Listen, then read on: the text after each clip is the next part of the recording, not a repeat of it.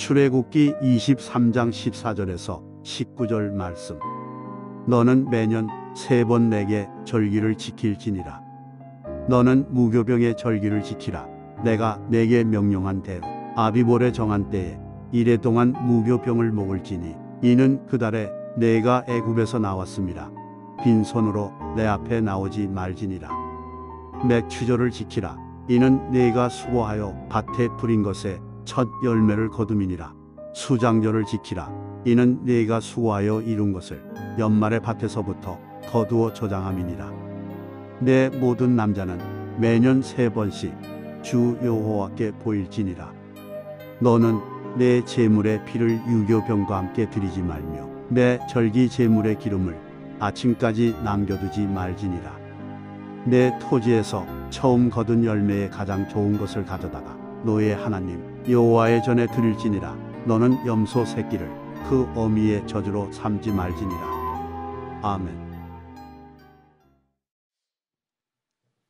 성경 말씀을 열게 되면 제일 처음 우리가 만나게 되는 말씀이 우주 만물을 말씀으로 창조하신 창조 사역이 기록된 우리가 창세기의 말씀을 접하게 됩니다. 그리고 두 번째 우리가 접하게 되는 말씀이 출애굽기 바로 말씀이지요. 애굽에 노예로 살고 있던 이스라엘 백성들이 430년간의 노예 생활을 끝내고 애굽을 탈출하는 그런 애굽 탈출기 출애굽기서를 우리가 만나게 됩니다. 이스라엘 백성들이 애굽을 탈출해서 광야로 나올 때 남녀노소 합해서 약 한 200만 명으로 추정을 하고 있습니다. 그러니까 이 이스라엘 백성들이 애굽을 탈출하여 이들이 광야로 나와서 약속의 땅 가나안으로 향하고 있지요. 그러나 우리가 알고 있듯이 200만 명이 출애굽 애굽을 탈출해서 약속의 땅으로 나아갔지만 40년 동안 이 200만 명이 광야에서 다 죽습니다. 2명만 제외하고 여호수아와 갈렙이지요.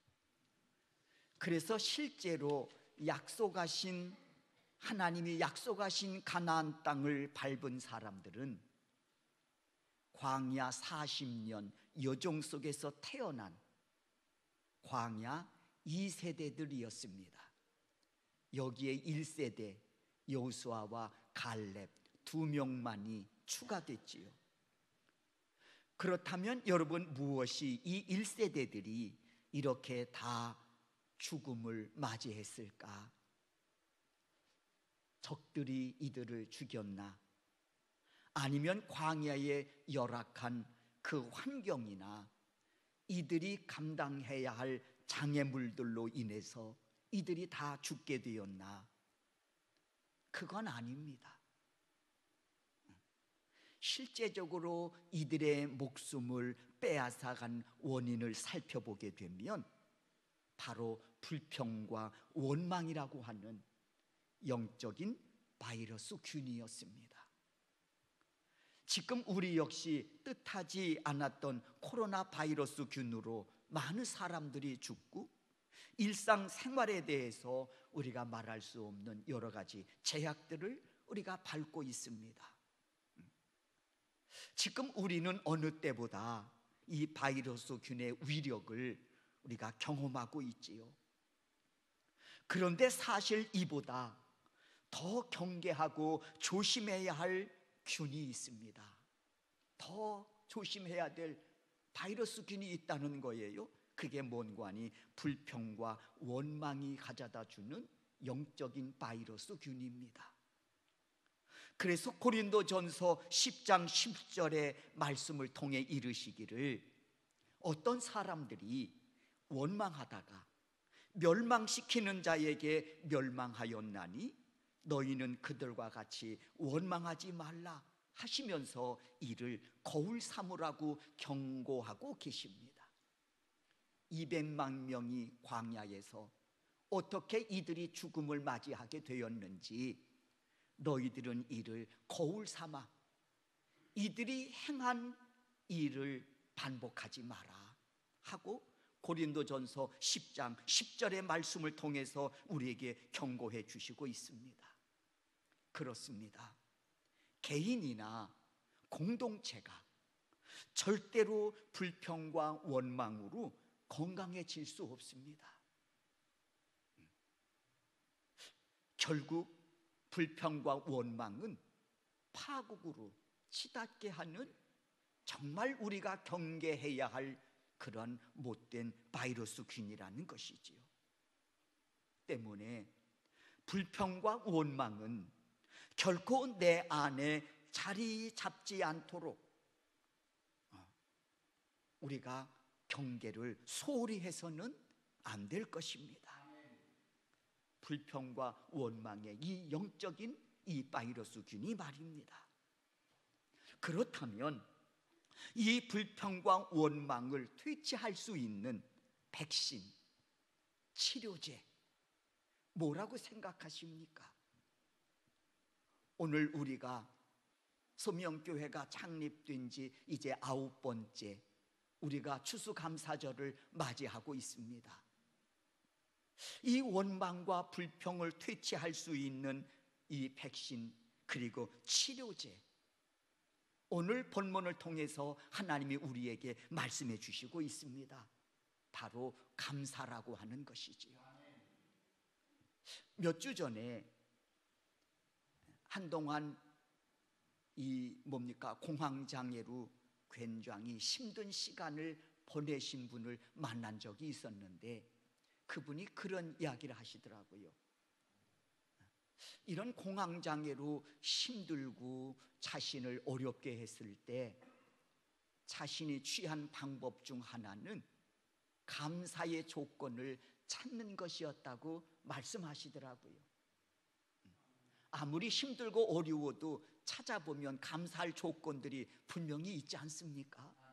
그러니까 힘들게 할 때 자기가 이 공황장애를 극복하는 데 있어서 가장 중요한 힘이 되었던 게 뭔고 하니 감사의 조건을 그 상황 속에서 하나 둘씩 자꾸 찾아가는 것이라는 것이었어요. 그리고 입으로 자꾸 고백했다는 것입니다.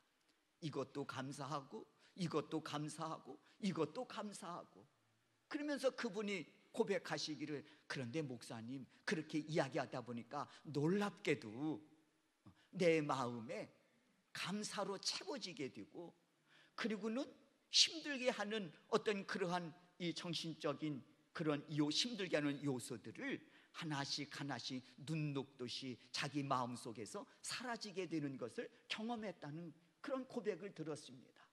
놀랍대요. 감사할 조건을 하나 둘씩 헤아리고 그것을 가슴에 담고 감사하려고 자기가 의도적으로 힘쓰고 애썼더니 정말로 내 삶이 감사로 변화되는 것을 경험하면서 야 정말 놀랍구나 하는 그런 경험을 하셨다고 제게 말씀해 주시더라고요. 노인대학을 할 때 이런 말씀을 드린 적이 있습니다. 어느 마을에 감사로 알려진 할아버지가 계셨다는 거예요. 이 할아버지 입술에서는 언제나 감사가 떠나지 않았다는 거예요. 무슨 일을 만나든 왜 이분이 힘든 일을 만나지 않으셨겠어요? 그럼에도 불구하고 그 힘든 와중에도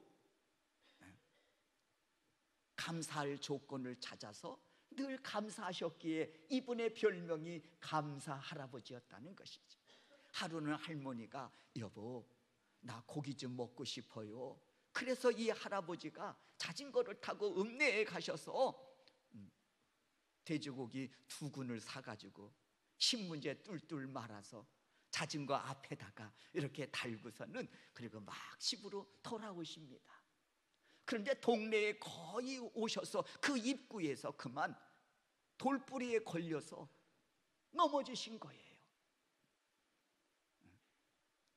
주위에 있던 사람들이 관심 있게 이 할아버지를 바라보았습니다. 저분이 이 상황 속에서도 정말 감사할까? 넘어지신 것도 사실 힘든 일인데 마침 넘어지면서 앞에 매달아 두었던 고기 두 군이 떼굴떼굴떼굴 굴러간 거예요. 그런데 또 마침 지나가던 동네 개 한 마리가 이게 웬 떡이냐고 물고 달아나 버린 거예요. 얼마나 속상하시겠습니까? 넘어진 것도 속상한데 왜 하필 또 개가 지나가면 그냥 지나가지 왜 또 그걸 물고 달아나냐고요. 한두 시간씩 가셔서 그거를 사가지고 돌아오는 그 동네 입구에서, 그러니까 사람들이 옆에서 관심 있게 바라본 거예요. 이 상황에서도 저 할아버지는 과연 감사하실까? 그런데 놀랍게도요, 이 할아버지 그 상황 속에서도 감사합니다, 하나님 감사합니다 하고 이 감사가 입술에서 선포되는 거예요. 하도 이상해서 주위의 사람이 물었습니다. 할아버지, 아니 뭐가 감사합니까? 그랬더니 할아버지가 웃으시면서 하시는 말씀이 어찌 감사하지 않겠는가? 그래, 뭐가요? 입맛은 남아있으니 감사하지 않는가? 고기는 날아갔지만 입맛은 그냥 남아있으니 이 어찌 감사하지 않을 수 있겠느냐는 거예요. 여러분은 어떻게 생각하십니까? 고기가 100근, 1000근, 10,000근이 있어도 입맛이 없으면 그 고기가 무슨 의미가 있겠습니까? 더 근본적인 감사가 뭡니까? 입맛이 살아있다는 거 아니겠습니까? 그 와중에도 이 할아버지 감사를 찾은 거예요. 뭐를요? 하나님, 아직도 입맛은 남아있으니 감사합니다. 그러니 이 할아버지의 별명이 감사 할아버지였지요. 이 할아버지의 삶이 건강하겠습니까? 병든 삶이었겠습니까? 여러분이 너끈히 판단하시리라고 생각합니다. 무엇이 진정 우리를 행복하게 할까요? 고기 두 군이 우리를 행복하게 할까요? 아니면 아직도 남아있는 그 입맛이 우리를 행복하게 할까요? 여러분, 오늘은 하나님의 명령 따라 추수감사절 예배로 영광을 올려드리고 있습니다.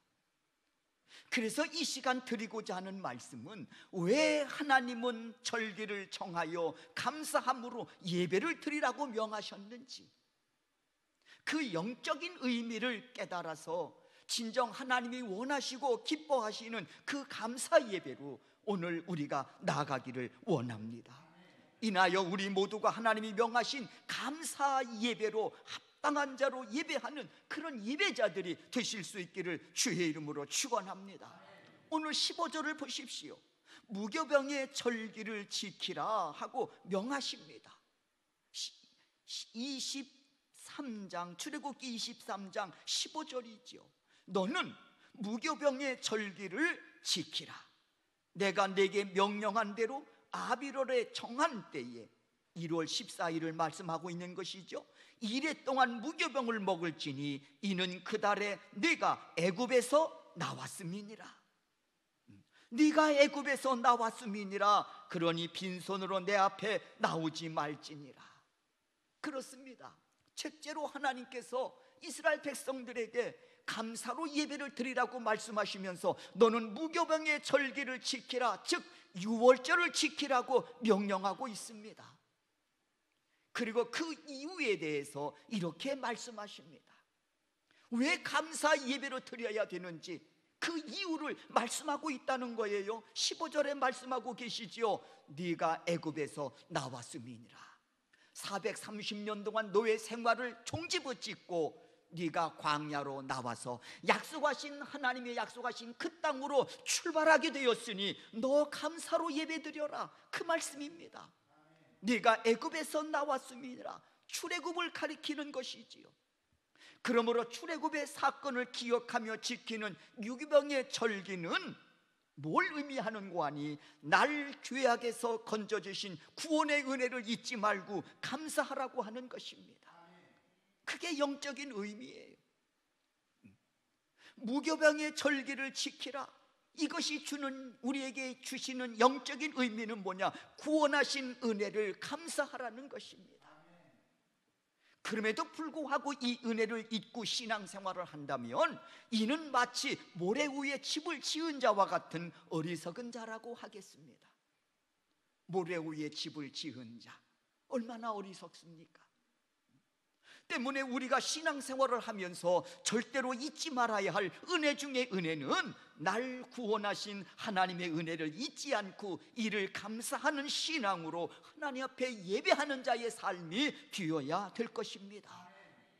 사랑하는 우리 소명교회 성도 여러분, 그러므로 이 시간 추수감사절 예배를 드리면서 우리가 가장 먼저 감사해야 할 제목은 날 구원하신 하나님의 은혜를 기억하고 감사로 예배를 드리는 것입니다. 감사하신 주님, 구원의 첫 열매가 되셔서 이를 믿는 모든 자들로 하여금 구원의 알곡되어 천국 곳간에 입성케 하시니 감사합니다. 간구하옵나니 평생 이 구원의 은혜를 생각할 때마다 감사함이 날로 날로 깊어지게 하옵소서. 이와 같은 고백이 바로 여러분의 입술을 통해서 고백되며 삶을 통해서 증거되실 수 있기를 주의 이름으로 축원합니다. 두 번째 16절입니다. 감사로 예배를 드리라고 하시면서 맥추절을 지키라고 말씀하고 있지요. 16절입니다. 올해도 우리가 맥추 감사절 예배를 드렸지요. 맥추절을 지키라, 이는 네가 수고하여 밭에 뿌린 것의 첫 열매를 거둠이니라.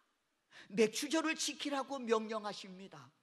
그리고 그 이유에 대해서 말씀하시지요. 네가 수고하여 밭에 뿌린 것의 첫 열매를 거둠이니라. 가끔 말씀드립니다마는 여러분, 우리가 씨는 뿌리지만 싹이 나게 할 능력은 없습니다. 우리는 씨 뿌리면 당연히 싹이 나오는 것이지 뭐라고 생각할런지는 모르지만, 그러나 여러분 생각해 보십시오. 그 작은 씨앗이 땅에 떨어질 때 거기에서 싹이 나고 자라서 열매를 맺는다고 하는 것이 얼마나 신비로운 일입니까? 그러나 우리는 씨는 뿌릴 수 있지만 싹이 나게 할 수 있는 능력은 없습니다. 싹이 나게 하시는 능력은 누가 주셔야 되는가? 하나님 아니시겠습니까? 우리가 김을 맬 수는 있습니다. 밭에 가서 풀도 뽑고 김을 맬 수는 있지만, 그러나 그 곡식들이 자라게 하는 능력은 없습니다. 하나님이 햇빛을 주시고 비를 나리워 주시고, 그리고 그 곡식이 자라게 하시는 은혜를 주시기에 그 곡식이 자라는 거 아니겠습니까? 열매를 맺는 것도 마찬가지예요. 때문에 네가 수고하여 밭에 뿌린 것의 첫 열매를 거둠이니라, 이 사실을 기억하고 맥주 감사 예배로 하나님께 영광을 올려드리라고 16절을 통해서 우리에게 말씀해 주시고 있습니다. 네가 하나님이 약속하신 가나안 땅에 입성을 해서 뿌린 씨앗에서 첫 열매를 거둘 때, 이스라엘 백성들 애굽을 탈출했습니다. 광야 40년을 거쳐서 하나님이 약속하신 그 땅에 이들이 입성을 하게 됐습니다. 그리고 그 해에 첫 씨앗을 뿌린 거예요. 그리고 거기에서 곡식을 거두게 된 것입니다. 얼마나 감사했겠습니까? 광야 40년 동안 그 험한 긴 여정을 이들이 거쳐서 드디어 하나님이 약속하신 땅에 입성을 한 거예요. 그리고는 이들이 기쁨으로 씨를 뿌렸습니다. 그것이 자라서 열매를 거두게 됐습니다. 그것을 거두어서 첫 소산을 하나님께 드리라고 지금 16절을 통해서 말씀하고 계신 겁니다. 네가 하나님이 약속하신 가나안 땅에 입성하여 뿌린 씨앗에서 첫 열매를 거둘 때 너는 그 첫 열매로 감사하라. 여러분, 이 감사에도요 영적인 의미가 있습니다. 왜냐하면 여기서 감사로 드려지는 첫 열매를 통해서 알려주시는 깊은 뜻이 있기 때문에 그렇습니다. 첫 열매가 의미하는 게 뭘까? 첫 열매를 드리라고 하셨어요. 첫 열매가 의미하는 게 뭘까? 여기서 말하는 첫 열매는 바로 부활의 첫 열매가 되신 예수 그리스도를 가리키고 있다고 하는 것입니다. 그래서 첫 열매에는 엄청난 영적인 비밀이 담겨져 있는 것입니다. 첫 열매를 보면서 부활하신 예수 그리스도를 우리가 만나야 된다는 것이지. 그렇습니다. 감사에 이렇게 놀랍고 깊은 영적인 의미가 담겨져 있습니다. 고린도전서 15장 20절입니다.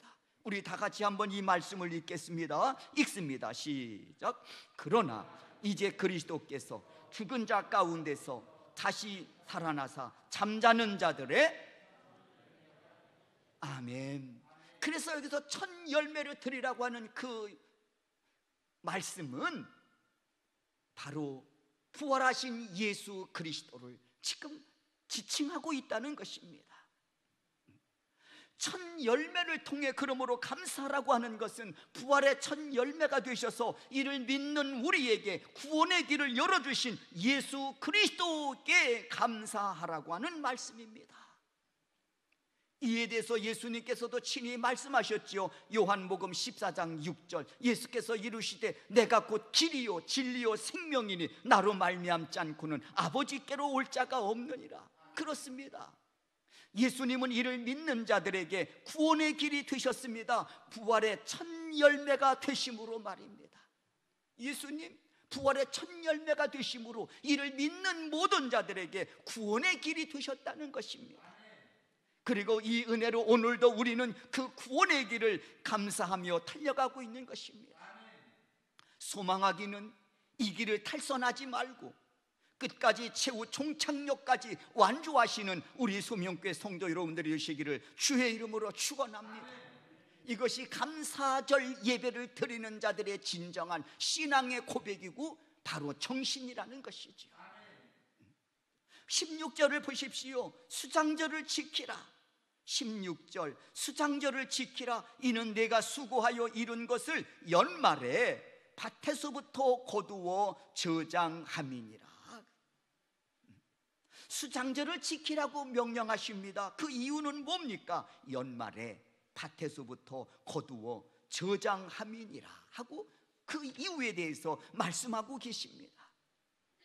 하나님께서 농부가 봄에 씨를 뿌린 수고로움이 헛되지 않도록, 그리고 뜨거운 때약볕 독에서 1년 내내 기물 맴이 헛되지 않도록 비를 내려주셔서 이슬도 내려주셔서 햇빛도 내려주셔서 드디어 1년 끝자락에 풍성한 결실을 거두어 곳간에 알곡들을 저장할 수 있게 되었으니 이 은혜를 잊지 말고 감사하라고 하는 것이죠. 여러분, 이 감사에도 분명 숨겨진 영적인 의미가 있습니다. 여러분, 부활의 첫 열매는 예수 그리스도를 의미하고 있다면 곳간에 들여진 알곡은 바로 나 자신이기 때문에 그렇습니다. 그러므로 수장절에 드리는 추수감사 역시 이런 영적인 의미가 있습니다. 하나님, 부활의 첫 열매 되신 예수 그리스도를 통해서 내 이름이 하늘나라의 생명록 기록되게 하시고 천국 백성 삼아주시니 감사합니다. 이것이 추수감사절 예배를 드리는 자들의 진정한 신앙의 고백이고 정신이라는 것입니다. 그러니 너희는 이 절기를 감사함으로 이 절기를 지키면서 여기에 담겨진 영적 의미들을 가슴에 깊이 새겨 평생 감사하며 살아가라고 하는 말씀을 우리에게 주시고 계십니다. 구원의 은혜를 잊지 말고 감사하라. 이것은 무교병 절기를 지키는 자들이 가져야 될 감사의 신앙의 고백이고 정신입니다. 구원의 첫 열매 되신 예수 그리스도께 감사하라. 마찬가지지요.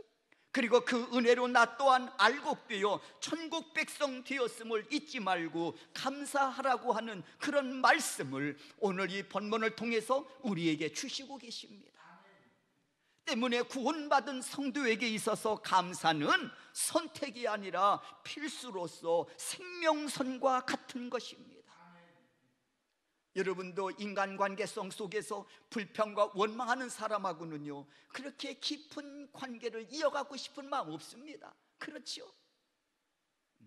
설령 그 순간 함께 불평하고 같이 원망한다고 하더라도 뒤돌아서면서 마음에 우리는 다짐합니다.